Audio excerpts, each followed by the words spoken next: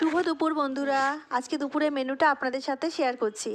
তো আজকে বাড়িতে সেরকম মাছ মাংস ছিল না, তো যেটুকু যা ছিল সেটা দিয়ে আজকে দুপুরের খাবারটাকে আমি রেডি করে নিয়েছি। আজকে আর বাজারে পাঠাইনি। তো প্রথমে দিয়ে দিলাম গরম গরম ভাত। এটা মনে হয় মিনিকেট চাল, মিনিকেট চালেরই ভাত হবে এটা, আমি চালগুলো ঠিক চিনি না, সরি। আর এটা দিয়ে দিচ্ছি আমি ফুলকপি, ফুলকপি ভাজা। তো ফুলকপি ভাজা করেছিলাম, সেটা দিয়ে দিলাম। আজকে না পেঁয়াজি খেতে ইচ্ছে করছিল, তো ডালের সাথে পেঁয়াজি খেতে তো বেশ ভালোই লাগে, তো সেই কারণে এখানে পেঁয়াজি ভেজে নিয়েছিলাম আজকে। আর চিংড়ি মাছ ছিল অল্প কটা ফ্রিজে, সেটাকে শুধু ফ্রাই করে নিয়েছিলাম, কারণ বাচ্চারা ফ্রাই খেতে ভালোবাসে সেই জন্য। আর এখানে আমি একটু কচু রেঁধেছি, এটা হচ্ছে শোলা কচু। এটার মধ্যে মাছের মাথা দিলে আমার হাজব্যান্ড খাবে না, সেই জন্য এটাকে জিরে গরম মশলা বাটা দিয়ে মাখা মাখা করে রান্না করে দিয়েছি।